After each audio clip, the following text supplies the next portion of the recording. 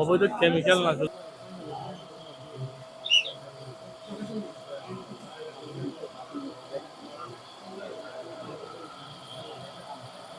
রমজানের আগে আসার পরে এখানে আমি জব করতেছি। আসার পরে যে কাজগুলো দেখছেন আপনারা বা মিডিয়ার লোক এবং কি আইন শৃঙ্খলা বাহিনী এসেছে এখানে আসার পরে যেই মালে যে ভেজাল করা যেটাকে বলা যায় এবং কি বিএসটিআই এর অনুমোদন ব্যতীত যে কার্যক্রমটা চালিয়ে গিয়েছে যে মান্নান এন্টারপ্রাইজ থেকে, তারও প্রেক্ষিতে গোপন সূত্রে হয়তো বা র্যাব 7 তা জানতে পেরেছে এবং কি মিডিয়া কর্মী আজকে এখানে এসেছে।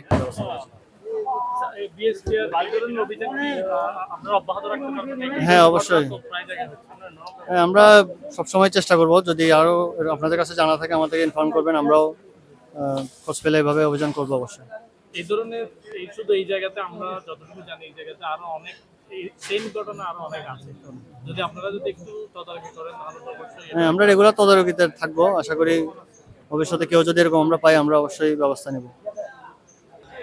আমাদের কাছে যে প্রাথমিক তথ্য ছিল সে তথ্য ছিল যে রিয়াজউদ্দিন বাজারের কিছু দোকানে বিএসটিআর অনুমোদিত অনুমোদনহীন এছাড়া হচ্ছে যে অবৈধ এবং নকল প্রসাধনী সামগ্রী বিক্রয় মজুত করা হয়। সে তথ্যের ভিত্তিতে বিএসটিআর প্রতিনিধি সহ নির্বাহী ম্যাজিস্ট্রেটের নেতৃত্বে র্যাব 7 কর্তৃক একটি মোবাইল কোর্ট পরিচালিত হয়েছে। মোবাইল কোর্ট পরিচালনা করার পরবর্তীতে আমরা যেটা আপনাকে আমরা জানাতে চাচ্ছি সেটা হচ্ছে যে আমাদের কাছে যে প্রাথমিক তথ্য ছিল সেই তথ্যের সত্যতা পাওয়া গিয়েছে। এখানের কিছু দোকানে, বেশ কয়েকটি দোকানে আমরা পেয়েছি যেখানে হচ্ছে স্বনামধন্য ব্র্যান্ডের নাম, লেভেল এবং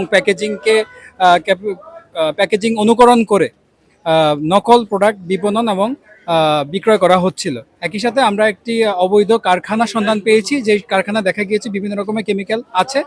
আমরা ধারণা করতে পারি যে এই ধরনের কেমিক্যাল ব্যবহার করে, প্লাস্টিকের বোতল ব্যবহার করে হচ্ছে স্বনামধন্য ব্র্যান্ডের নামে অবৈধ নকল ভেজাল প্রোডাক্ট তারা হচ্ছে যে বাজারে বিক্রি করছিল।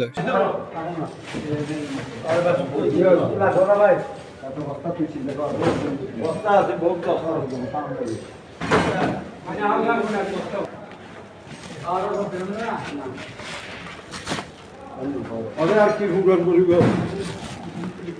তারা কি জব ঘুরে গেল এগিন হয় কিন্তু ঘুরে গেল গাড়ি আসছে গাড়ি হচ্ছে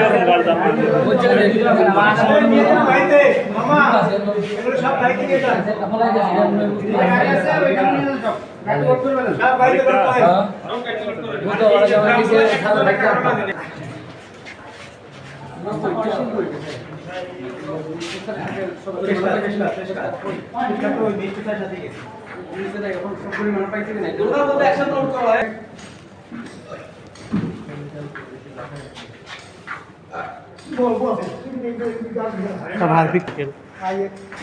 কেমিক্যাল